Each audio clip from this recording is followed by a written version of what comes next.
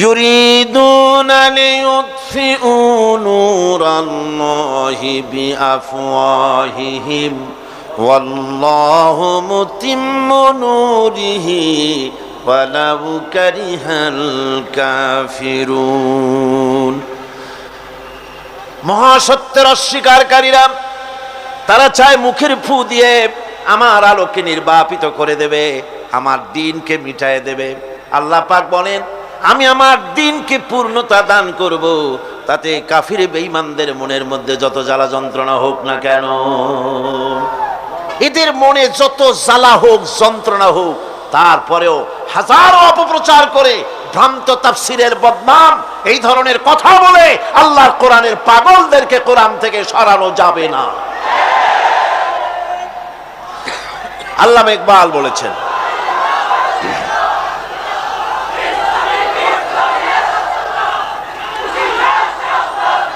আল্লামা ইকবাল বলছেন, সতীজা কা রহা হে अज़ल से तायम रोज, सतीजा का रहा है अज़ल से तायम रोज, चरागे मुस्तफ़ा भी से शरारे बुलहबीस। मुस्तफ़ा सल्लल्लाहु अलैहि वसल्लमेर টিম টিম করে জ্বলা চারাগের সঙ্গে বিরোধিতা করে আসছে আবু জেহেল, আবু লাহাবরা শিয়াবাহমান কাল থেকে। ওরা যতই ফুদিক, ওরা নিভাবার জন্য যতই চেষ্টা করুক, কোরআনের আলো, মুস্তাফা সাল্লাল্লাহু আলাইহি সাল্লামের চেরাগ, কোরআনের নূর জ্বলতেই থাকবে, জ্বলছে, জ্বলবে ইলা ইয়াউমিল কিয়ামত, কিয়ামত পর্যন্ত। নিভাতে যারা আসবে ওরা জ্বলে পুড়ে ভস্ম হয়ে যাবে, কোরআনের কিছুই করতে পারবে না।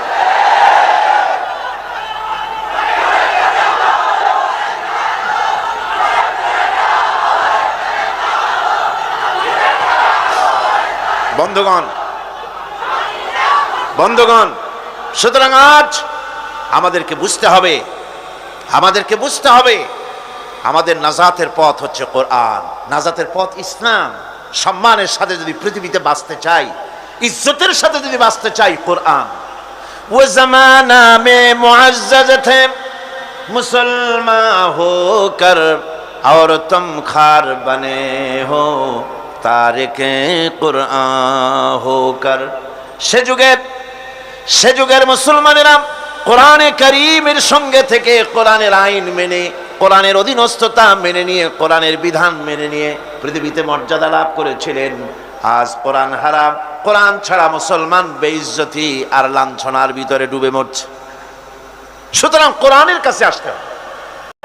আফাগায়রা দীনিল্লাহি ইয়াবগুন ওয়ালাহু আসলামা মান ফিস সামাওয়াতি ওয়াল আরদি তাওআন ওয়া কারহা। আফাগায়রা দীনিল্লাহি ইয়াবগুন, তোমরা কি আমার দেওয়া জীবন ব্যবস্থাকে ছেড়ে দিয়ে অন্যের তৈরি করা কোনো ব্যবস্থা তালাশ করো? ওয়ালাহু আসলামা মান ফিস সামাওয়াতি ওয়াল আরদ, অথচ আকাশে যা আছে, জমিনে যা আছে, সব কিছু আনুগত্যের মস্তক আমার সামনে মাথা নত করে দিয়েছে। সুবহানাল্লাহি বিহামদিহি, ঠিক কি না? একটি ধূলি কণা থেকে শুরু করে নক্ষত্র লোক অবধি যা কিছু আমরা দেখতে পাই, যা দেখি না, সব হুকুম মানে কার? এই আইনের বৃদ্ধাচরণ করার ক্ষমতা কারো নাই। এটাকে বলা যায় গোটা বিশ্ব চরাচর আনুগত্য করছে, গোলামি করছে, ইবাদত করছে। কার করছে? আল্লাহ পাকের। এটাকে ইংরেজিতে বলা হয় ল অফ নেচার, এটাকে আরবিতে বলা হয় কানুনে ফিতরত, এটাকে বাংলায় বলা হয় প্রকৃতির আইন। এই আইনকে লঙ্ঘন করার ক্ষমতা কারো নাই। বন্ধুগণ, এই পৃথিবীর আপনি লক্ষ্য করে দেখবেন, কোরআন মাজিদে এই বন্দিগিকে কোথাও ইবাদত বলেছে, কোথাও তাসবিহ বলেছে, কোথাও তাকদীস বলেছে, কোথাও সুজুদ বলেছে, কোথাও কুনুত বলেছে। আল্লাহ রাব্বুল আলামিন এই ইবাদতকে, আল্লাহ পাকের এই আনুগত্যকে বিভিন্ন শব্দে ব্যবহার করেছে। যেমন وله من في السماوات والأرض ومن عنده لا يستكبرون عن عبادته ولا يستحسرون আসমান এবং জমিনে যা কিছু আছে সব আল্লাহ পাকের, আর যে সব ফেরেশতারা তার নিকটে আছে তারা সবাই আল্লাহ পাকের বন্দেগী করছে। আল্লাহ পাকের বন্দেগী করার ভিতরে কেউ ত্রুটি করছে না। ইউসাব্বিহুনাল লাইলা ওয়ান নাহারা লা ইয়াফতুরুন, তারা রাত দিন তার প্রশংসা কীর্তনে মাথা নত করে দিয়ে কোন রকমের বিশ্রাম ছাড়া, শৈথিল্য ছাড়া সব আল্লাহ পাকের জিকির করছে, তাসবিহ করছে, আনুগত্য করছে। আকাশের সমস্ত ফেরেশতারা, কত ফেরেশতা তার তো কোনো ঠিক ঠিকানা নাই। কত লক্ষ লক্ষ ফেরেশতা আছে শুধু রুকুর হালতে আছে, কেউ তো সেজদার হালতে আছে, কেউ তো কিয়ামের হালতে আছে। আর যার উপরে যে ডিউটি আছে সেই ডিউটি পালন করছে, সব আল্লাহ পাকের আনুগত্য করে চলছে। এভাবে করে আল্লাহ পাক বলছেন যে আমার আনুগত্য এবং আমার তাসবিহ, আমার গুণকীর্তন করার জন্য সবাই এর মধ্যে ব্যস্ত আছে। ইউসাব্বিহু লিল্লাহি মা ফিস সামাওয়াতি ওয়া মা ফিল আরদ আল মালিকিল কুদ্দুসিল আজিজিল হাকীম। ইউসাব্বিহু লিল্লাহি, তাসবিহ পড়ছে, সাব্বাহা ইউসাব্বিহু তাসবিহান, তাসবিহ পড়েছে, তাসবিহ পড়ছে, তাসবিহ পড়বে। কিয়ামত পর্যন্ত যা কিছু আছে আকাশে, যা কিছু আছে জমিনে, যা কিছু আছে এর মাঝখানে সব তাসবিহ পড়ছে কার? আল্লাহ পাকের জিকির করছে, তাসবিহ করছে। হযরত ইউনূস আলাইহিস সালাম মাছের পেটে যখন ঢুকে পড়েছিলেন, যখন নিজের জীবন সম্পর্কে হতাশ হয়ে গিয়েছিলেন, তখন তিনি শুনতে পাচ্ছিলেন চতুর্দিকে যে সমস্ত জলচর প্রাণী আছে, হাত্তাকে সমুদ্রের তলদেশের, দরিয়ার তলদেশের বালুকণা, পাথরের নুড়ি, শৈবাল সব কিছু থেকে আল্লাহ পাকের জিকির হচ্ছে। ভিতর থেকে আওয়াজ আসতেছে আল্লাহ আল্লাহ আল্লাহ আল্লাহ আল্লাহ আল্লাহ আল্লাহ আল্লাহ আল্লাহ, জোরে বলেন আল্লাহ আল্লাহ আল্লাহ আল্লাহ আল্লাহ আল্লাহ আল্লাহ। হযরত ইউনূস আলাইহিস সালাম তখন বললেন লা ইলাহা ইল্লা আনতা সুবহানাকা ইন্নী কুনতু মিনাজ জালিমিন। লা ইলাহা ইল্লা আনতা, তুমি ছাড়া কোনো ইলাহ নাই, আমি তোমার প্রশংসা করছি, আমি তোমার পবিত্রতা ঘোষণা করছি, আমি নিজের উপর জুলম করেছি। গাছপালা তরুলতা সব তাসবিহ পড়ছে, জিকির করছে কার? আল্লাহ পাক। এই জন্য রাসূল কারীম সাল্লাল্লাহু আলাইহি ওয়াসাল্লাম বলেছেন গাছের পাতাটিও ছিল না, প্রয়োজন হলে গাছটা কেটে ফেলো, কিন্তু বিনা প্রয়োজনে গাছের পাতাও ছিল না, কারণ গাছের পাতা আল্লাহ পাকের জিকির করছে। কার জিকির করে? গাছপালা তরুলতা কীট পতঙ্গ সব আল্লাহ পাকের তাসবিহ করছে, জিকির করছে। কোরআনে কারীম বলছে ওয়ালিল্লাহি মুলকুস সামাওয়াতি ওয়াল আরদি ওয়া ইলাল্লাহিল মাসির। আকাশ মণ্ডল এবং জমিনের বাদশাহী আল্লাহ পাকের, এবং তারই কাছে আমাদের সকলকে ফিরে যেতে হবে। মালিক হচ্ছেন তিনি, আর তার তাসবিহ আকাশ জমিন যা দেখতে পাই, যা দেখতে পাই না, এর মধ্যস্থিত যা কিছু আছে সব কিছুই আল্লাহ পাকের তাসবিহ গুণকীর্তনে সব নিরত আছে। অন্য আয়াতে আল্লাহ পাক বলেন ওয়ালাহু মান ফিস সামাওয়াতি ওয়াল আরদি কুল্লুন লাহু কানিতুন। আসমান এবং জমিনে যা আছে তা সবই আল্লাহর নির্দেশের সামনে মাথা নত করে দিয়েছে। শুধু তাই নয়, আশ-শামসু ওয়াল কমারু বিহুসবানিন ওয়ান নাজমু ওয়াশ-শাজারু ইয়াসজুদান। সূর্য এবং চন্দ্র হিসাব অনুযায়ী আবর্তিত হচ্ছে, এবং বৃক্ষ এবং নক্ষত্ররাজি সেজদায় রত হয়ে আছে। সব আল্লাহ পাকের সামনে মাথা নত করে দিয়েছে। এই ইবাদত, তাসবিহ, আজ্ঞা অনুবর্তিতা, নিয়মানুবর্তিতা, সচেতনতা, সকল কিছু সকলেই মিলে আল্লাহ পাকের একটি ধূলিকণা থেকে শুরু করে পাহাড় পর্বত পর্যন্ত সব আল্লাহর নিয়ম কানুন মেনেই চলছে। আপনি দেখতে পাচ্ছেন সমুদ্রে যে জোয়ার এবং ভাটা হয় কার নির্দেশে হয়? কার নির্দেশে হয়? আরো লক্ষ্য করুন, সমুদ্রের পানি লবণাক্ত। এই নোনা পানি, সমুদ্রের নোনা পানিগুলি পদ্মা, মেঘনা, যমুনা, ব্রহ্মপুত্র, শীতলক্ষা, সুরমা, এসব মিষ্টি পানির ভিতরে জ্বরের টানে লবণাক্ত পানিগুলি ঢুকে যায়। আবার ভাটির টানে মিষ্টি এলাকার পানিগুলি সব গিয়ে সমুদ্রের মধ্যে নোনা পানির মধ্যে চলে যায়। মাঝখানে কোনো পার্টিশন নাই, মাঝখানে কোনো হেজাব নাই, কোনো বেড়া নাই, বাদ নাই। অথচ নোনা পানি মিষ্টি পানির ভিতরে গিয়ে মিষ্টি পানিরে নোনা বানায় না, নোনা পানি মিষ্টি এলাকায় গিয়ে মিষ্টি পানিরে নোনা বানাইতে পারে না। এই যে আল্লাহ পাকের হুকুম মেনে সব চলতেছে, জোয়ার ভাটাগুলি হতেছে, রাত আর দিন চলতেছে। রাত 12টার সময় সূর্য এসে বলে না রাত সর, আমি এখন দিন বানায় ভালাবো। বেলা 12টার সময় রাতের আগমন ঘটতে পারে না। লাশ-শামসু ইয়ামবাগি লাহা আন তুদরিকাল কমারা ওয়ালাল লাইলু সাবিকুন নাহার ওয়া কুল্লুন ফি ফালাকি ইয়াসবাহুন। সূর্য চাঁদকে অতিক্রম করতে পারে না, চাঁদ সূর্যকে অতিক্রম করতে পারে না, কারো সঙ্গে কারো বাধা হয় না, টক্কর লাগে না। সব আল্লাহ পাকের হুকুম মেনে ইলা আজালিম মুসাম্মা, নির্ধারিত সময় পর্যন্ত সবাই যাতায়াত করবে। শুধু তাই নয়, আল্লাহ পাকের এক বিরাট সিস্টেম, এক বিরাট কুদরতের মাধ্যমে গোটা পৃথিবী চলছে। এর কোনো পরিবর্তন হবে না।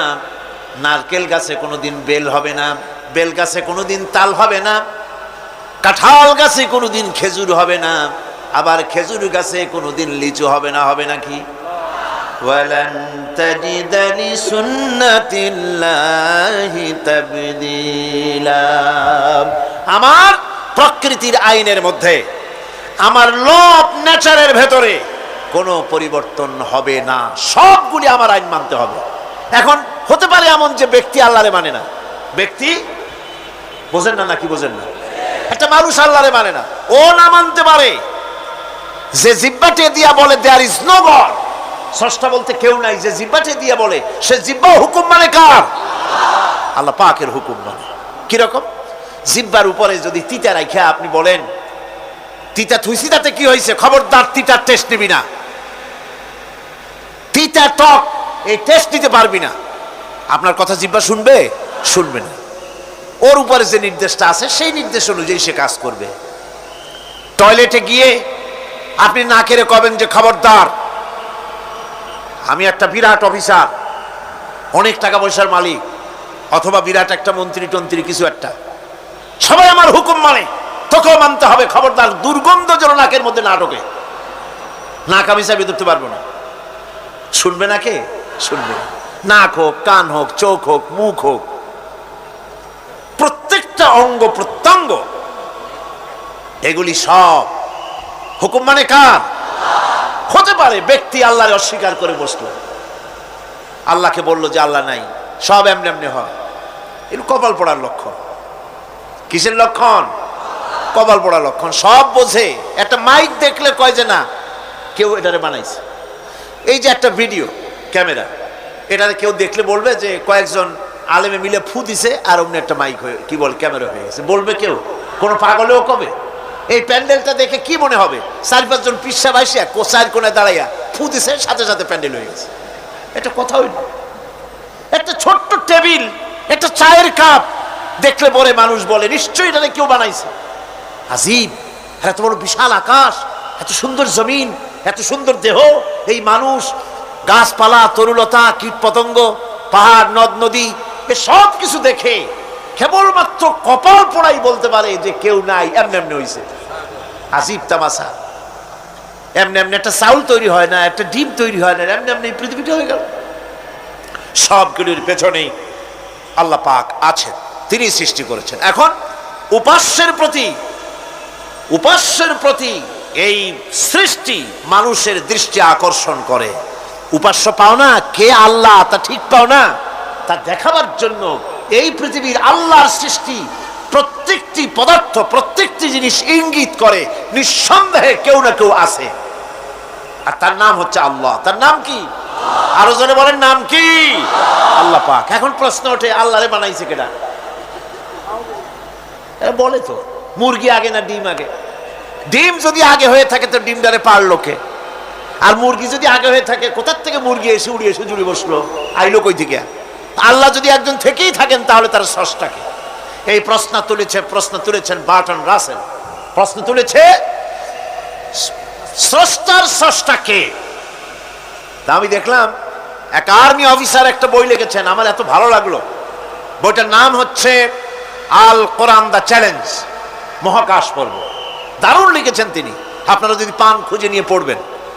সে বইয়ের শেষ ভাগে গিয়ে তিনি এটার জবাব দিয়েছেন, স্রষ্টার স্রষ্টাকে তাই তুমি তালাশ করো। কানা চায় মানে কুজো চায় শীতই শুইতে। একটা লবণ কণার দৃষ্টান্ত তিনি দিয়েছেন। একটা লবণ কণা, একটি লবণ কণার ভিতরে যতগুলি মলিকুল থাকে, একটা লবণ কণার ভিতরে যতগুলি ক্যালাস থাকে, একটা লবণ কণার ভিতরে যতগুলি উপকরণ আর উপাদান থাকে, অর্থাৎ একটা লবণ কণা যত উপকরণ যত উপাদান ধারণ করে, তার ধারণ ক্ষমতা যতখানি, এতখানি জিনিস ধারণ করতে 1000 বার্টন রাসেলের মগজের দরকার। একটা লবণ কণা, সেইটার চিন্তা করাই কঠিন। আর এত বড় মহাবিশ্ব যিনি সৃষ্টি করেছেন তার স্রষ্টাকে তালাশ করতে চাও, এটা কি স্বাভাবিক কথা? এটা পাগলের প্রশ্ন হতে পারে, এটা পাগলের প্রশ্ন হতে পারে। গ্যাগারিন টিটপ আর প্রথম মহাশূন্যচারী ছিল। গ্যাগারিন বেটা মহাশূন্য ঘুরি টুরি আসে কয় কি, কয় যে মুসলমানেরা যারে কয় আল্লাহ, হিন্দুরা যারে কয় ভগবান, খ্রিস্টানরা যারে কয় গড, মহাশূন্য এত ঘুরলাম, আল্লাহরেও দেখলাম না, ভগবানেরও দেখলাম না। আজীব তামাশা। তুমি তো তোমার শরীরটাই দেখো না, তোমার শরীরটাই তো তুমি দেখতে পাও না। তোমার মাথার তালুটা কেমন তা কি দেখছো কখনো? আয়না নিচের দিকে দিয়ে ঠ্যাং উপরের দিকে দিয়ে তাকাইলে যদি দেখো মাথার তালু কেমন। নিজের ঘাট দেখো না, পিঠ দেখো না, নিজের হিপ দেখতে পারো না। আয়না টায়না 4-5 খান না নিয়ে দেখার উপায় নাই কোন জায়গায় কি আছে শরীরে। নিজের শরীরটাই দেখো না, কত বড় সাহস! এই শরীরের স্রষ্টাকে দেখতে চাও? লা তুদরিকুহুল আবসার। কোন দৃষ্টি শক্তি তাকে মুহাইয়া করতে পারবে না। তার দৃষ্টি সকলকে আয়ত্ত করবে, কিন্তু পৃথিবীর কোন দৃষ্টি শক্তি তাকে আয়ত্তের ভিতরে নিতে পারবে না। মুসা আলাইহিস সালামের মতো পয়গম্বর, তিনি বলেছিলেন রব্বি আরিনি, রব্বি আরিনি, আল্লাহ আমি তোমারে দেখতে চাই। আল্লাহ পাক বলেছেন লান তারানি, কখনোই দেখতে পারবা না। সুবহানাল্লাহ বিহামদিহি। সুতরাং এই পৃথিবীর সব কিছু ইঙ্গিত করে যে একজন আছেন, একজন আছেন। এই ফুলের সৌন্দর্য যিনি দিলেন, ফুল দেখা যায়, সৌন্দর্য দেখা যায়, কিন্তু গন্ধ দেখা যায় না। এই পানির মিষ্টতা, মিষ্টি পানি, ফুলের গন্ধ, জোনাকি পোকার আলো, এই যে সুন্দর সুন্দর জিনিস দিয়ে আল্লাহ পাক এই বিশ্বকে সজ্জিত করেছেন, এ সব কিছুই ইঙ্গিত করে নিঃসন্দেহে একজন আছেন। আর যিনি আছেন তার নাম হচ্ছে কি? আল্লাহ। জোরে বলেন, তিনি কে? আল্লাহ। এখন এই স্রষ্টাকে চিনতে মানুষের বড্ড হয়রানি স্রষ্টাকে চেনার জন্য। এই স্রষ্টাকে খোঁজার জন্য, চেনার জন্য মানুষ শক্তি পূজা আরম্ভ করলো। ওই যে আমি আগে বলেছি, মানুষের মধ্যে একটা স্বাভাবিক প্রেরণা এই কারো না কারোর সামনে মাথা নত করে দেবে। সেজন্য মানুষ, কেউ তো আগুনকে পূজা করলো, আগুনের ভিতরে শক্তি আছে বলে আগুনের সামনে মাথা নত করে দিল, পাহাড়ের সামনে মাথা নত করে দিল, মূর্তি বানাইয়া মূর্তির সামনে মাথা নত করলো, কাঠের মূর্তি, মাটির মূর্তি বানাইয়া তার সামনে মাথা নত করে দিল। এগুলির সামনে যদি তুমি মাথা নত করলে, এগুলি কি মাছির মতো একটা ছোট্ট প্রাণীও বানাতে পারবে? এই চ্যালেঞ্জ কার? আল্লাহ পাকের। কোরআন শরীফে আল্লাহ পাক বলেছেন, নবী ওদের বলেন, ওরা কি মাছির মতো ছোট্ট একটা প্রাণী বানাতে পারবে? পারবে না। এমনকি ওদের সামনে যে খাদ্যগুলি রাখা হয়, মূর্তি টুর্তি বানায় সামনে যে খাদ্য রাখা হয়, এই খাদ্যের উপরে যদি মাছি পড়ে খাবারগুলি উড়াই নিয়ে যায়, অথবা ওদের নাকের উপর এসে যদি মাছি এসে পড়ে, এই মাছিটাকে এতগুলো হাত সাথে একটা টোকা দিয়ে একটা মাছিকে উড়াই দিতে পারবে না। পারবে? পারবে না। সুতরাং বুঝতে হবে, একথা বুঝতে হবে, স্রষ্টাকে তালাশ করতে গিয়ে মানুষেরা আগুনের পূজা করলো, পাথরের পূজা করলো, গাছের পূজা করলো, মাছের পূজা করলো, সাপের পূজা করলো, বাঘের পূজা করলো, শেষ পর্যন্ত সেক্সুয়াল অর্গান, এটার বাংলা করলাম না, এটারও পূজা করলো। এটাকে একটা শক্তির প্রতীক মনে করে এটার সামনেও মাথা নত করলো। বন্ধুগণ, মাটির পূজা করলো, জমিনকে নিজের মা মনে করে এটার পূজা করলো। অথচ আল্লাহ পাক পরিষ্কার করে বলে দিয়েছেন, লা ইলাহা ইল্লা আনা ফা'বুদুন, আমি ছাড়া কোনো ইলাহ নাই, আল্লাহ ছাড়া কোনো ইলাহ নাই। কোরআনে কারীম বলছে, ইন্নাল্লাযীনা তাদউনা মিন দুনিল্লাহি ইবাদুন আমসালুকুম। আল্লাহ পাক বলেন, আমাকে বাদ দিয়ে তোমরা যার সামনে মাথা নত করো, যার সামনে পূজা করো, অর্চনা করো, বন্দিগি করো, ওটা তোমার মতো আমার আরেকটি গোলাম। তুমি যেমন আমার গোলাম, ওটাও আমারই গোলাম। একটু জোরে সরে জিকির করেন, লা ইলাহা ইল্লাল্লাহ, লা ইলাহা ইল্লাল্লাহ, লা ইলাহা ইল্লাল্লাহ, লা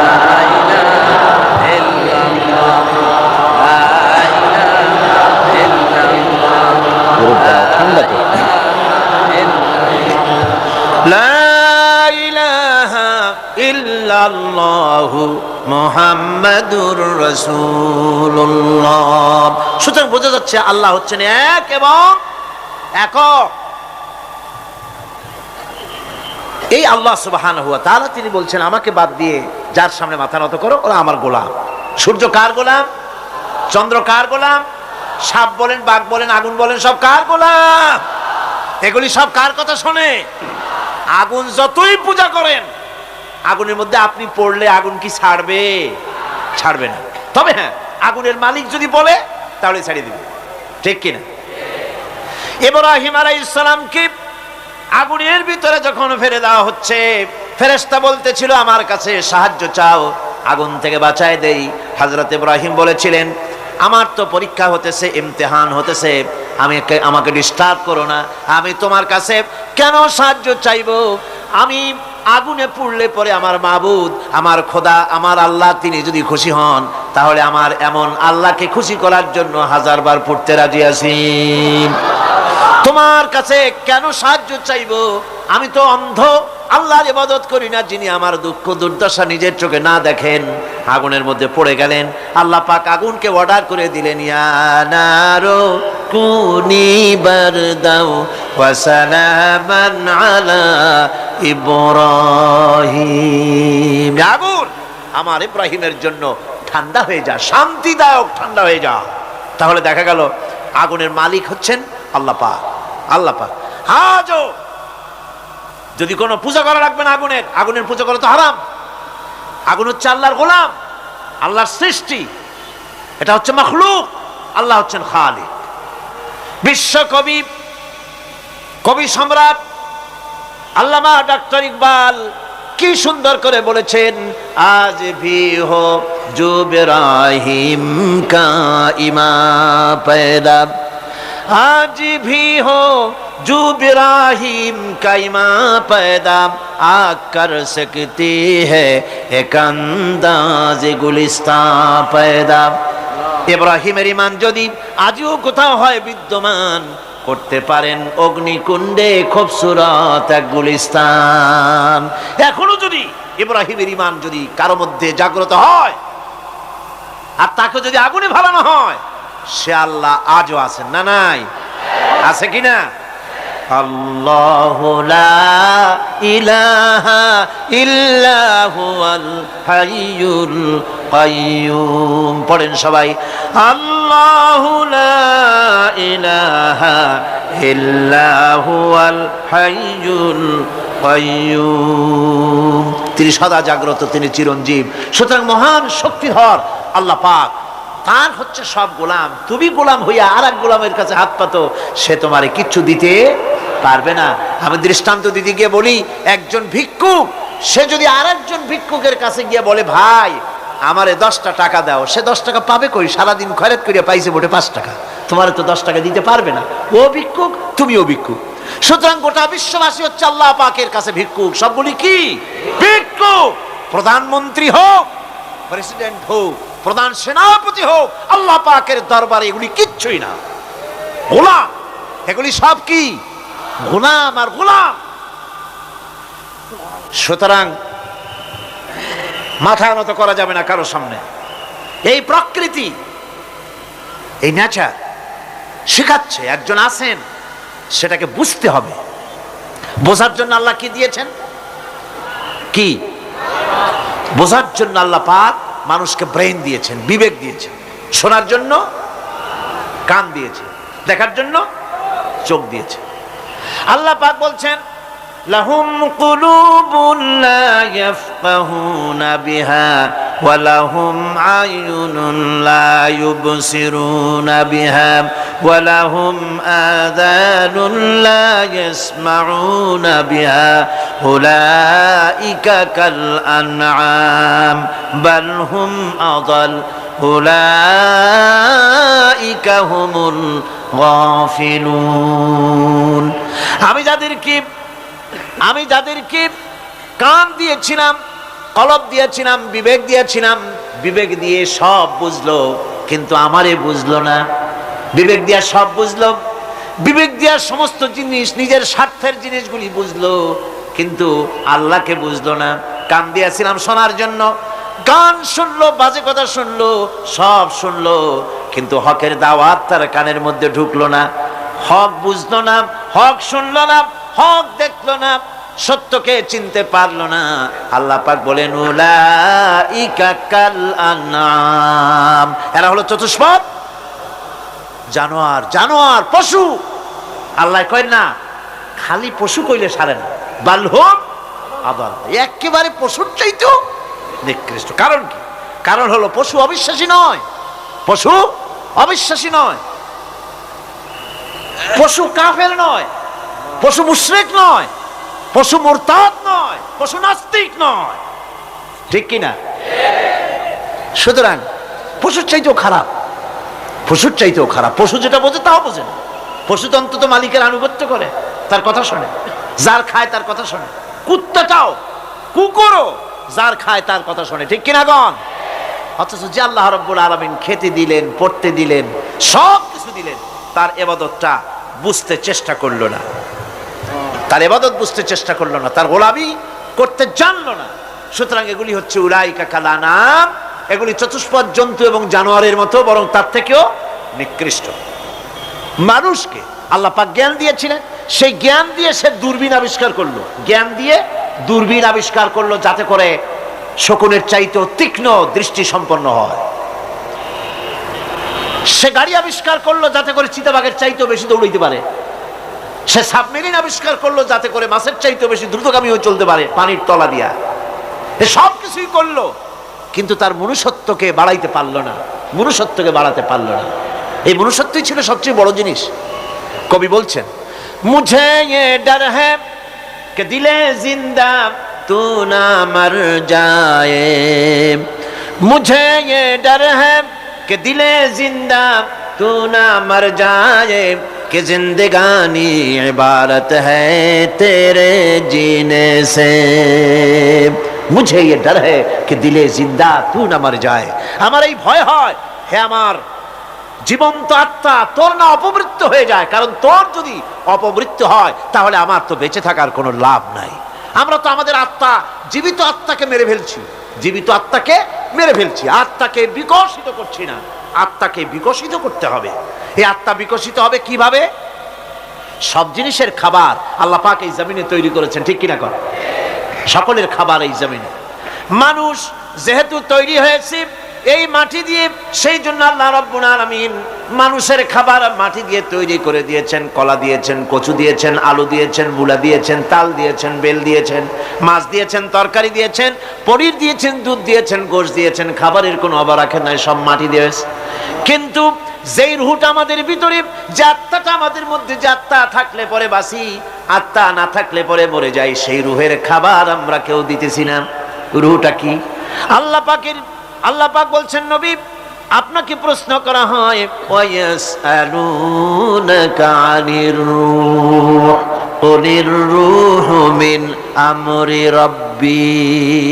নবী হে, প্রশ্ন করা হয় রূহ কি জিনিস? এর জবাব হচ্ছে এই, বলে দিন রূহ হচ্ছে আল্লাহর একটু অর্ডার, একটু হুকুম তোমার ভিতরে কাজ করছে। ওই রূহেরও কিছু খাবার আছে, ওই রূহেরও কিছু খাবার আছে।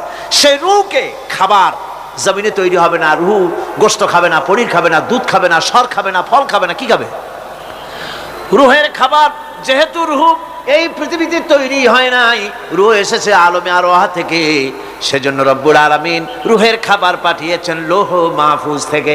আল্লাহ পাক কোরআনে কারীমকে রূহের খোরাক করে পাঠিয়েছেন। রূহকে যদি বাঁচাতে চান তাহলে তার একমাত্র খাদ্য হতেছে তেলাওয়াতে কোরআন। তেলাওয়াতে কোরআন যত তেলাওয়াত করবেন ততই মজা লাগবে। সুবহানাল্লাহ, কোন সুবহানাল্লাহ। একটু হারাম শরীফ থেকে বেড়ায় আসেন। টাকা পয়সা যাদের আছে তাদের বলছি, পয়সা করি যাদের আছে, সিঙ্গাপুর বেড়ায়। আরে সিঙ্গাপুর বেড়ায় করবা কি? মার্কেটিং ছাড়া আর কিছুই নাই।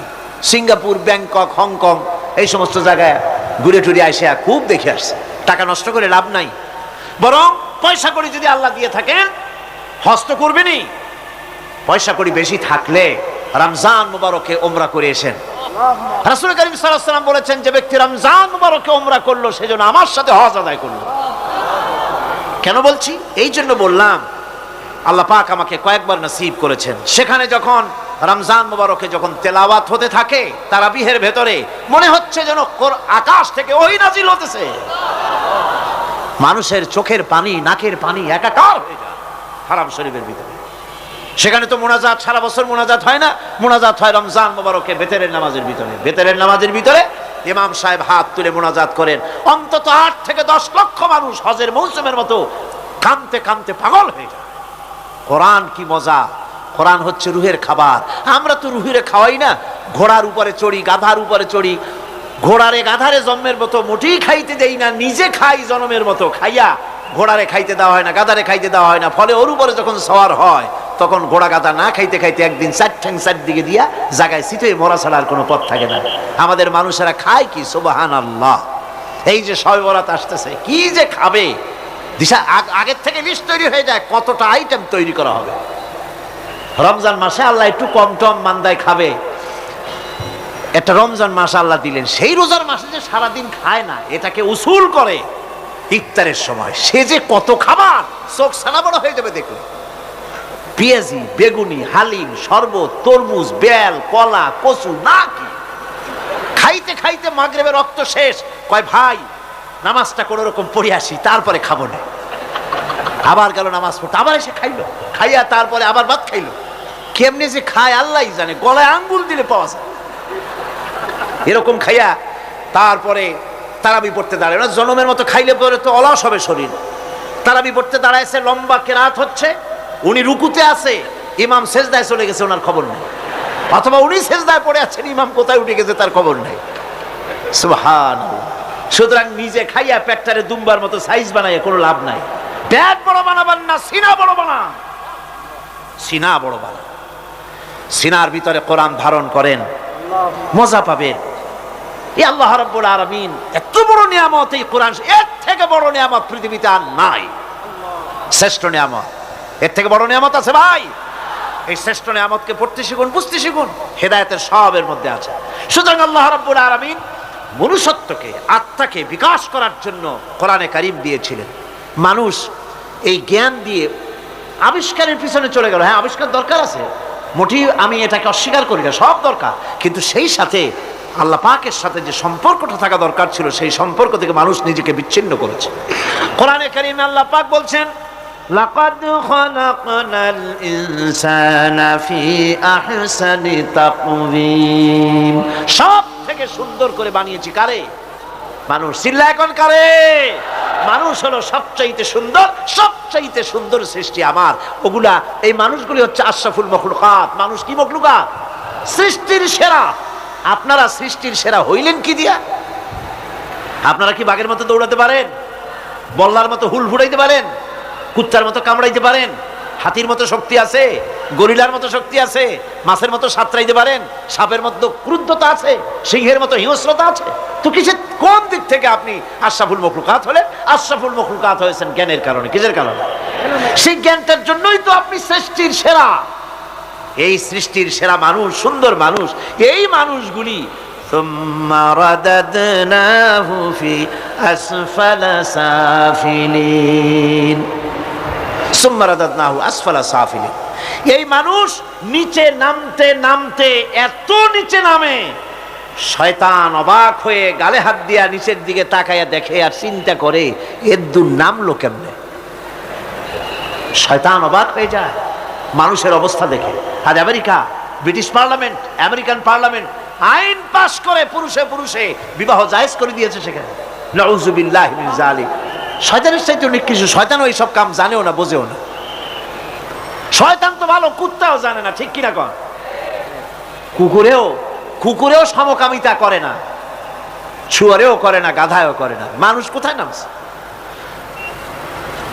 এই মানুষ সৃষ্টির সেরা বানিয়েছিলাম, শয়তানের চাইতে নিকৃষ্ট হয়ে গেল। আল্লাহ পাক বলেন, ইল্লাল্লাযীনা আমানু ওয়া আমিলুস সালিহাতি ফালাহুম আজরুন গায়রু মামনুন। কিন্তু যারা ঈমান এনেছে, আমলে সালেহ করেছে, তাদের জন্য রয়েছে অপুরন্ত পুরস্কার। এই অপুরন্ত পুরস্কার আল্লাহ রাব্বুল আলামিন দান করবেন যারা নাকি মুমিন বান্দা, যারা নাকি ইবাদত করবে তাদের জন্য। এখন আমি আপনাদেরকে বলতেছিলাম যে ইবাদত গোলামি অর্থে, এর গোলামির পূর্ণ অর্থ সেটা হচ্ছে যে ব্যক্তি, পরিবার, সমাজ ও রাষ্ট্র, জীবনের সকল ক্ষেত্রে গোলামি করতে হবে কার? আল্লাহ পাকের। এই ইবাদত শব্দটাকে কোরআনে কারিমে কয়েকটা অর্থে ব্যবহার করা হয়েছে। সে অর্থগুলি আমাদের জানা দরকার। যেমন ইবাদত এবং দাসত্ব অর্থে আল্লাহ পাক বলছেন, সুম্মা আরসালনা মূসা ওয়া আখাহু হারুনা বিআয়াতিনা ওয়া সুলতানিম মুবিন। অতঃপর মূসা এবং তার ভাই হারুনকে আমার নিদর্শন দিয়ে তাদেরকে সুস্পষ্ট রূপে প্রমাণ সহ ফেরাউন এবং তার সভাসদের কাছে আমি পাঠিয়ে দিলাম।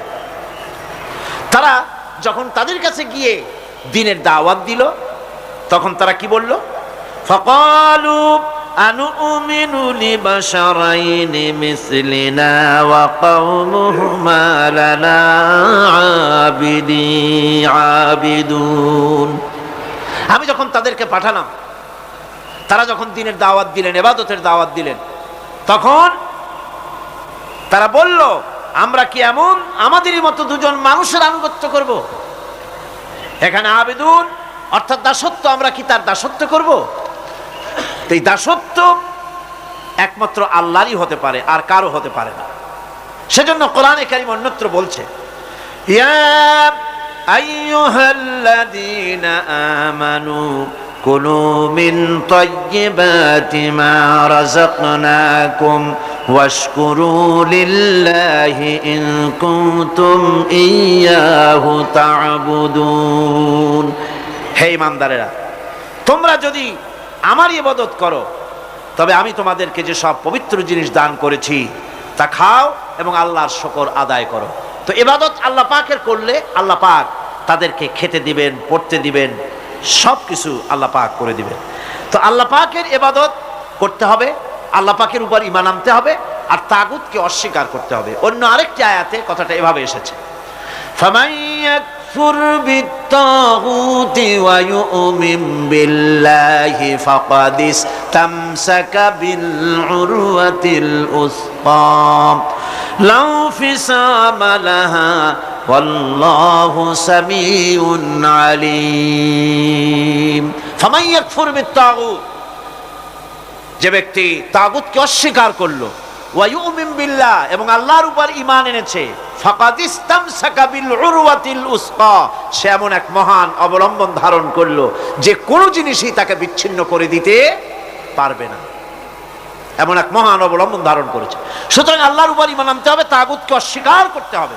ইবাদত জীবনের সকল ক্ষেত্রে করতে হবে কার? আল্লাহ পাক।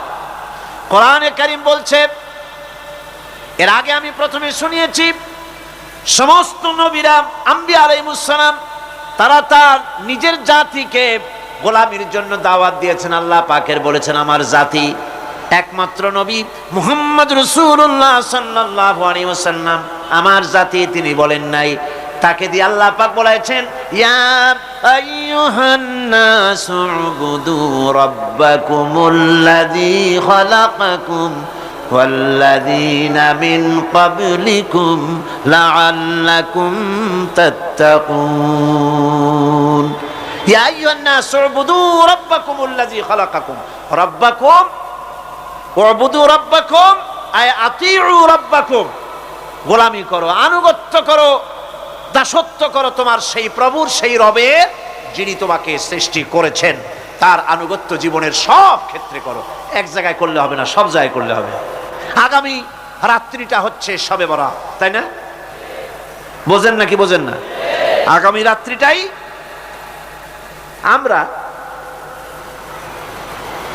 আমরা হচ্ছে সেই ধরনের মানুষ, মিনিমাম লেবার ম্যাক্সিমাম প্রফিট।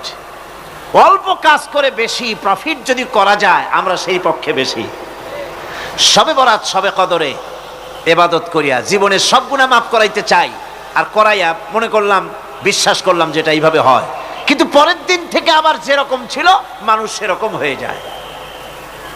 সারা রাত জাগলো শবে বরাতে, সারা রাত জাগলো। সকালবেলায় যে ব্যবসায়ী সারা রাত জাগলো, সকালবেলায় দোকানে দিয়ে ওজনে কম দেওয়ার অভ্যাসটার পরিবর্তন হইল না। যে কৃষক সারা রাত জাগলো, পরের দিন জমিনের আইল ঠেলার অভ্যেসটা পরিবর্তন হলো না।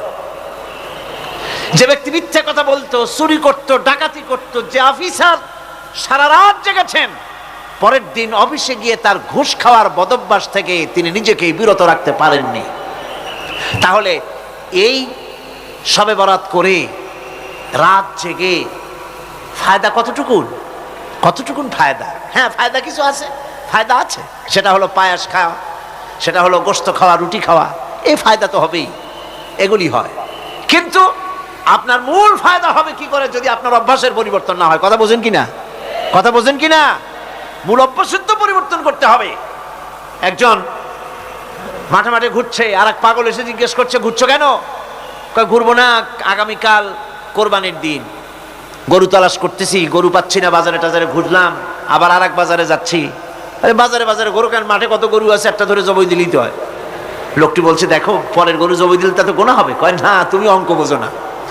গরু জারি হোক, কোরবানির দিনে গরু জবাহ যদি করো তাহলে সব তো একটা হবে। কোরবানি উপলক্ষে জবাহ করছে, একটা সব পাবা না? তো কোরবানির জন্য একটা সব হবে, আর চুরির জন্য অবশ্যই একটা পাপ হবে। কোরবানি যখন দিবা তো কোরবানির সব আর চুরির পাপ ভগ্নাংশের মতো কাটাকাটি হয়ে যাবে, গোশত খাবা ফাও। তো মানুষের অবস্থা তো তাই হয়েছে। মানুষের অবস্থা হয়েছে শবে বরাতে সারা রাত জাগবো, কান্দাকাটি করবো, ফাও গুনাহ মাফ হয়ে যাবে, আর গোশত রুটি তো আছেই, যদ্দূর পারলাম খাইলাম। পরের দিন ডু ফুর্তি, নো চিন্তা। নাউযুবিল্লাহি মিন যালিক। এই কান্দারও দাম নাই, আর এই ধরনের রাত জাগারও দাম নাই, এই ধরনের ইবাদত করেও দাম নাই। ইবাদতটা হচ্ছে জীবনের সব ক্ষেত্রে ইবাদত করতে হবে। ইবাদত সম্পর্কে মিস ইন্টারপ্রিটেশন যেটা এসেছে, ভুল অর্থ যেটা এসেছে, সেই ভুল অর্থের কারণে মানুষ শুধু মনে করে নামাজ, রোজা, হজ, যাকাতই শুধু ইবাদত না। ইবাদত হচ্ছে জীবনের সকল ক্ষেত্রে গোলামিটা হতে হবে আল্লাহ পাকের সব জায়গায়। পার্লামেন্টে গোলামি হবে কার? কোর্ট কাছারিতে কার? অফিস আদালতে কার? স্কুলে কলেজে কার? খেতে খামারে কার? রান্নাঘরে, নিজের ঘরে, পরিবারে, সব জায়গায় আনুগত্য কার? কেবলমাত্র আল্লাহ সুবহানাহু ওয়া তাআলার হুকুম অনুযায়ী জীবন পালন করার নামই হচ্ছে ইবাদত। এই ইবাদত, নামাজ পড়ার নাম ইবাদত, নামাজ না পড়ার নামও ইবাদত। রোজা রাখার নামও ইবাদত, রোজা না রাখাও ইবাদত। এখন আপনারা বলতে পারেন যেটা ঠিক কি আশ্চর্য কথা শুনাইলেন, নামাজ পড়া তো ইবাদত, নামাজ না পড়া আবার কোন দেশে ইবাদত? রোজা রাখা তো ইবাদত, রোজা না রাখা কোন দেশে ইবাদত? মূল কথা হচ্ছে 5 ওয়াক্ত নামাজ সময় মতো পড়বেন, তা তো আপনার ইবাদত হবে। কিন্তু সূর্য উদয়ের সময়, সূর্য ঠিক মাথার উপরে থাকার সময়, সূর্য ঠিক অস্তগামী হওয়ার সময় নামাজ পড়া জায়েজ নাই, সেজদা করা জায়েজ নাই, হারাম করা হয়েছে। সুতরাং এই 3 সময় নামাজ না পড়াটাই ইবাদত। সারা বছর রোজা রাখবেন, ইবাদত হবে। কিন্তু 2 ঈদের 5 দিন রোজা রাখা হারাম করা হয়েছে, ওই 5 দিন রোজা না রাখাটাই, তার অর্থ হলো জীবনের সমস্ত কাজটাই হলো ইবাদত হবে, যদি মুসলমান আল্লাহর হুকুম মাফিক তার জীবনকে পরিচালনা করে। আপনার চোখের চাহনিটাও তো ইবাদত হবে। সুবহানাল্লাহ। এই চোখ দিয়ে গুনাহ কামাই করা যাবে, আবার এই চোখ দিয়ে সওয়াব কামাই করা যাবে। যদি কোনো সন্তান তার মা বাপের দিকে ভক্তির নজরে, মহব্বতের নজরে যদি তাকায়, নবীজি বলেছেন একটা কবুল নফল হজের সওয়াব আমলনামায় লেখা যাবে। সাহাবীরা প্রশ্ন করেছেন, যদি কেউ 100 বার তাকায় তো কি হবে?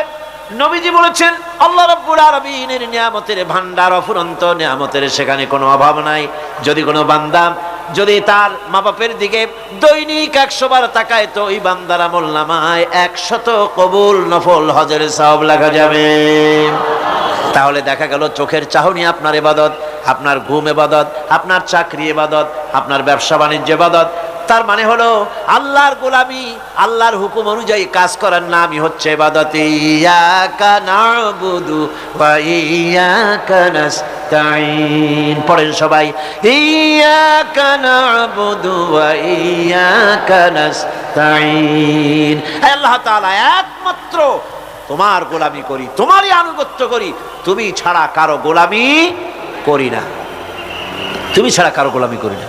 এখন দোকানদার নামাজের মধ্যে পড়লো ইয়াকা না'বুদু। ইয়াকা না'বুদু, না'বুদু শব্দটা হচ্ছে মুজারের সিগা। এটা এর মধ্যে 2টা কাল পাওয়া যায়, বর্তমান আর ভবিষ্যৎ, 2টি কাল পাওয়া যায়। না'বুদু এই শব্দ দিয়ে বোঝানো হচ্ছে কি, আয় আল্লাহ পাক এই নামাজের ভিতরে যেমন তোমার হুকুম পালন করে নামাজ আদায় করছে, যেমন নামাজের ভিতরে কিছু খাওয়া যায় না, বাইরে খাওয়া জায়েজ ছিল, নামাজ পড়ছি বলে খানাটা আমার জন্য হারাম হয়ে গেছে। কথা বলা জায়েজ ছিল, নামাজের ভিতরে কথা বলা হারাম করে দিলাম। এদিক ওদিক তাকানো জায়েজ ছিল, নামাজের ভিতরে এদিক ওদিক তাকানো বন্ধ করে দিলাম। তার মানে আমার জন্য চিরস্থায়ী, সব সময়ের জন্য আমার জন্য হালাল করে দেওয়া জিনিসগুলি এই নামাজের ভিতরে অল্প সময়ের জন্য হারাম করে প্রমাণ করে দিলাম। মাবুদ গো, এই নামাজের পরে চিরস্থায়ী হারামগুলি এইভাবে আমার জন্য হারাম করে নেব। ইয়াকা না'বুদু, নামাজটা পড়ছি যেভাবে করে নামাজের বাইরের জীবন চালাবো সেইভাবে করে। সেজদা দিলেই তো সওয়াব হয়, সেজদা দিলে কি হয়? সওয়াব হয়। যদি কেউ 5-6টা সেজদা দিয়ে দেয় 1 রাকাতের মধ্যে তো কি হবে? যদি কেউ নামাজ পড়লে তো সওয়াব হয়। ফজরের নামাজ যদি 4 রাকাত পড়ে তো কি হবে? মাগরিবের নামাজ যদি 2 রাকাত পড়ে অথবা 4 রাকাত পড়ে তো কি হবে? ইচ্ছে করে যদি এভাবে করে, ভুল করবে নয়, ইচ্ছে করে যদি করে, তাহলে আল্লাহর আইনের সঙ্গে বিরোধিতা করছে বলে সে বিদ্রোহী হিসাবে প্রমাণিত হবে। সুতরাং কথা হচ্ছে নামাজের ভিতরে আয় আল্লাহ পাক ইয়াকা না'বুদু, এই নামাজের ভিতরে তোমার হুকুম মেনে যেভাবে নামাজ আদায় করি, নামাজের বাইরের জীবনটাও তোমার হুকুম মেনে পালন করব। এটাই হচ্ছে ইবাদতের মূল থিম, মূল আইডিয়া, মূল ফিলোসফি। নামাজ ইবাদত করতে হবে জীবনের সব ক্ষেত্রে। নামাজের ভিতরে বললাম ইয়াকা না'বুদু। দোকানদার, এ লোকটা কি? দোকানদার, ঘি বিক্রি করবে, ঘি আনছে দোকানে, তারপরে নামাজ পড়তে দাঁড়িয়েছে। দোকানের পেছনে ছোট্ট ঘর আছে, নামাজ পড়তে দাঁড়িয়েছে, শুরু করে দিল আল্লাহু আকবার, আলহামদুলিল্লাহি রাব্বিল আলামিন, আর রহমানির রহিম, মালিকি ইয়াউমিদ্দিন, ইয়াকা না'বুদু ওয়া ইয়াকা। তাড়াতাড়ি পড়তে হবে যেহেতু খরিদ্দার আসতেছে। খরিদ্দার 2-4 জন ভিড় জমা এসেছে, নামাজ ছেড়ে দিয়েছে। কর্মচারীকে ডাকছে, বেটা শোন, ভিতরে আসলো। আমি তো কেবল খাঁটি ঘি নিয়ে আসছি, ওর মধ্যে তো ভেজাল দিই নাই। তাড়াতাড়ি করে ওর মধ্যে যা দিয়ে ভেজাল দিতে হয় ভেজাল টাল দিয়ে ঠিক মতো দিয়া তারপরে বিক্রি করবি। 100 টাকা কিনছি, 250 টাকা করে বিক্রি করবি। আল্লাহু আকবার, আর রহমানির রহিম, মালিকি ইয়াউমিদ্দিন, ইয়াকা না'বুদু ওয়া ইয়াকা নাস্তাঈন। এটা নামাজ হইল কর? এই নামাজের আল্লাহর কোনো দরকার আছে? কোনো দরকার নাই। ইবাদত তো হবে নামাজ যার হুকুমে, ব্যবসা তার হুকুমে। নামাজে সেজদা দিব যার হুকুমে, রোজা রাখবো তার হুকুমে। নামাজ পড়বো যার হুকুমে, অর্থনীতি চালাবো তার হুকুমে। নামাজ পড়বো যার হুকুমে, আমার দেশের কলকারখানা চলবে। নামাজ পড়বে যার হুকুমে, পার্লামেন্ট চলবে তার হুকুমে। নামাজ পড়বো যার হুকুমে, রাজনীতি চলবে তার হুকুমে। এর উল্টা পাল্টা যদি হয়, মুসলমান মানতে পারে কখনই। সুতরাং মুসলমানকে আনুগত্যের মস্তককে অবনত করে দিতে হবে আল্লাহ পাকের সামনে। আল্লাহর সঙ্গে আর বান্দার সঙ্গে হক আছে। বান্দার উপরে আল্লাহর হক এবং আল্লাহর উপরে বান্দার হক কি, এ ব্যাপারে একটি হাদিস আপনাদেরকে শোনানো যায়। হাদিসটি হচ্ছে ওয়ান মুআজ বিন জাবাল রাদিয়াল্লাহু তাআলা আনহু قال كنت رديف النبي صلى الله عليه وسلم على حمار فقال لي يا معاذ أتدري ما حق الله على العباد وما حق العباد على الله। হযরত মুআজ বিন জাবাল রাদিয়াল্লাহু তাআলা আনহু বলেন যে আমি রাসূল করিম সাল্লাল্লাহু আলাইহি ওয়াসাল্লামের পেছনে তার গাধায় সওয়ার ছিলাম। তিনি আমাকে জিজ্ঞেস করলেন, মুআজ তুমি কি জানো বান্দার উপরে আল্লাহর হক কি এবং আল্লাহর উপরে বান্দার হক কি? তিনি বললেন, আল্লাহু ওয়া রাসূলুহু আ'লামু, আল্লাহ এবং তার রাসূল খুব ভালো করে জানেন। রাসূল করিম সাল্লাল্লাহু আলাইহি ওয়াসাল্লাম জবাব দিলেন, ক্বালা হাক্কুল্লাহি আলাল ইবাদ আন ইয়াবুদুহু ওয়া লা ইউশরিকু বিহি শাইআ ওয়া হাক্কুল ইবাদি আলাল্লাহ আন লা ইউআযযিবু মান লা ইউশরিক বিহি শাইআ। আল্লাহর নবী বলেন, বান্দার উপরে আল্লাহর উপরে বান্দার হক হতেছে, আল্লাহর উপরে বান্দার হক হতেছে বান্দা আল্লাহ পাকের ইবাদত করবে, আল্লাহর গোলামি করবে, আল্লাহর আনুগত্য করবে, দাসত্ব করবে। সেই আনুগত্য, ইবাদত আর গোলামির ভিতরে কাউকে শরীক স্থাপন করবে না। বান্দার উপরে আল্লাহর হক হতেছে যেই বান্দা আল্লাহ পাকের ইবাদত করবে, গোলামি করবে, আর কোন শিরক করবে না, কিয়ামতের দিন ওই বান্দা সম্পর্কে আল্লাহর হক হবে বান্দাকে জাহান্নামের আগুন আল্লাহ পাক হারাম করে দিয়ে তার জান্নাত দিয়ে দিবেন। এটাই হলো বান্দার উপর আল্লাহ পাকের হক। সুতরাং ইবাদত হবে সলিড কার জন্য? আল্লাহ পাকের জন্য। জোরে বলেন কার জন্য? একমাত্র, কেবলমাত্র, শুধুমাত্র আল্লাহ পাকের জন্য গোলামি হবে। সেই গোলামির কথাটাই আমরা কোরআনে কারীমের মধ্যে সূরা ফাতিহায় প্রত্যেক দিন প্রতি রাকাতে আমরা পড়ি, ইয়্যাকা না'বুদু ওয়া ইয়্যাকা নাস্তাঈন। আয় আল্লাহ তাআলা, কেবলমাত্র তোমার ইবাদত করি, কেবলমাত্র তোমারই দাসত্ব করি, আর কারো আনুগত্য দাসত্ব করি না। এই গোলামি, এই দাসত্ব আল্লাহ পাক আমাদেরকে করার তৌফিক দান করুন। আমরা বলি আমিন। আমাদের জীবনে ওঠায় বসায়, চলায় ফেরায়, বক্তৃতায়, ভাষণে, বিয়েতে, শাদীতে, আমাদের ইলেকশনে, আমাদের নির্বাচনে, আমাদের অর্থনীতিতে, রাজনীতিতে, আমাদের সমাজনীতিতে, পরিবারের নীতিতে, জীবনের সব ক্ষেত্রে আমরা গোলামি যেন করতে পারি কার? আল্লাহ পাকের। নামাজের ভিতরে যে কথাটা বলি, এই কথাটা যেন আমাদের বাস্তব জীবনে আমরা কার্যকরী করতে পারি। আল্লাহ পাক যেন তৌফিক দান করেন। মুনাজাতের জন্য দাঁড়ানো লোকেরা সব বসেন। মুনাজাত, মুনাজাত, মুনাজাত, দাঁড়ানো লোক সব বসেন। আর একটু জোরে সরে জিকির করেন, লা ইলাহা ইল্লাল্লাহ, লা ইলাহা ইল্লাল্লাহ। কয়জন?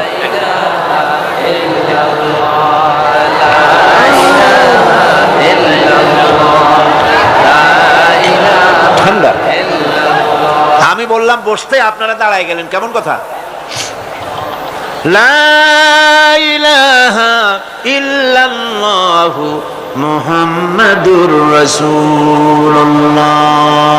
আজকে একজন মুসলমান হওয়ার জন্য এসেছেন, বলেন আলহামদুলিল্লাহ। এক ব্যক্তি মুসলমান হবেন, তারে মুসলমান বানানো হচ্ছে। মুনাজাতের জন্য দাঁড়ানো ভাইরা বসেন। আমি বসতে বলেছি, বসতে অসুবিধাটা কি? বসেন না। আর আমি আবার বলি, মুনাজাতের কথা শুনলে যারা হাঁটেন, আমার বড্ড দুঃখ হয়।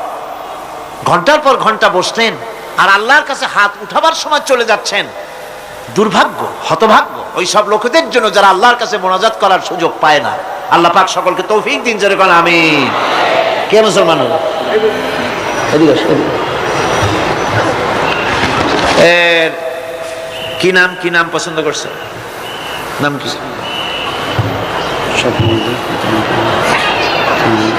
আব্দুর রহিম। এর নাম ছিল স্বপন কুমার দাস।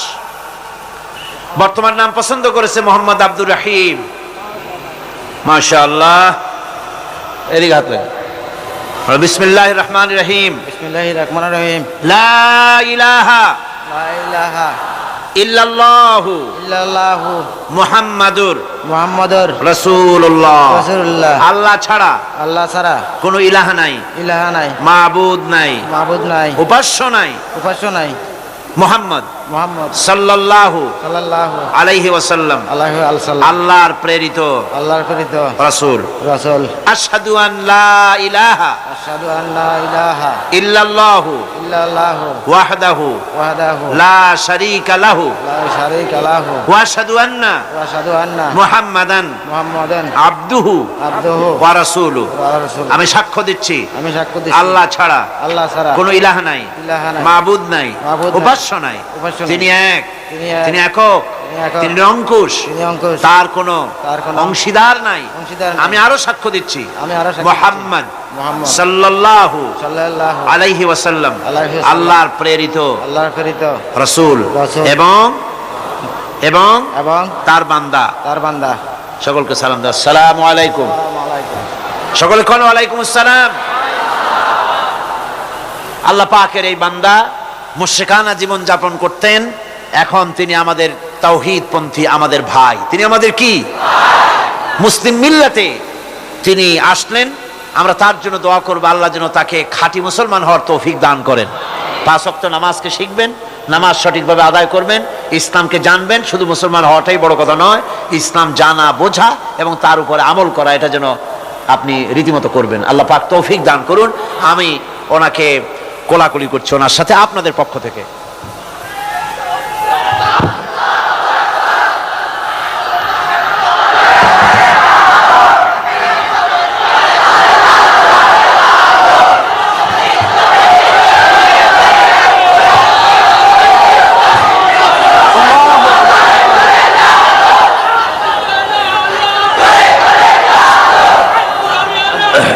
আমার বন্ধুগণ, আজকের তাফসীরুল কোরআন মাহফিলের 3য় দিবস চলে গেল। আগামীকাল 4র্থ দিবস এবং এরপরে আমাদের কাঙ্ক্ষিত 5ম দিবস মুনাজাতের দিন। আগামীকাল শবে বরাত। এ উপলক্ষে আপনারা আপনাদের বন্ধু বান্ধব, আপনাদের মহিলাদেরকে নিয়ে ব্যাপক পরিমাণ লোক এখানে চলে আসুন। ربنا ظلمنا أنفسنا وإن لم تغفر لنا وترحمنا لنكونن من الخاسرين।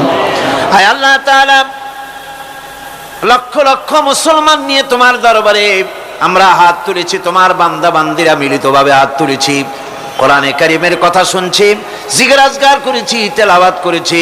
মেহেরবানি করে সওয়াবটুকুন জনাবে মুহাম্মদ রাসূলুল্লাহ সাল্লাল্লাহু আলাইহি সাল্লামের রূহ মুবারকে পৌঁছায় দাও। রব্বুল আলামিন, আমাদের মধ্য থেকে মা বাপ যাদের দুনিয়া থেকে বিদায় হয়ে গেল, মা বাপের কবরগুলিকে জান্নাতের টুকরায় পরিণত করে দাও। রব্বির হামহুমা কামা রব্বায়ানি সাগীরা। পড়েন সবাই, রব্বির হামহুমা কামা রব্বায়ানি সাগীরা। আয় আল্লাহ তাআলা, আমাদের আত্মীয় স্বজন, আমাদের পীর মুর্শিদ, আমাদের উস্তাদ, আমাদের বন্ধু বান্ধব, ভাই বোন যারা আমাদের ছেড়ে চলে গেছেন, আল্লাহ তুমি তাদের উপরে রহমত নাজিল করো। ربنا تقبل منا إنك أنت السميع العليم وتب علينا إنك أنت التواب الرحيم سبحان ربك رب العزة عما يصفون وسلام على المرسلين الحمد لله رب العالمين واجعل آخر كلمة عند الموت لا إله إلا الله মুহাম্মাদুর রাসূলুল্লাহ। আসসালামু আলাইকুম ওয়া রাহমাতুল্লাহ।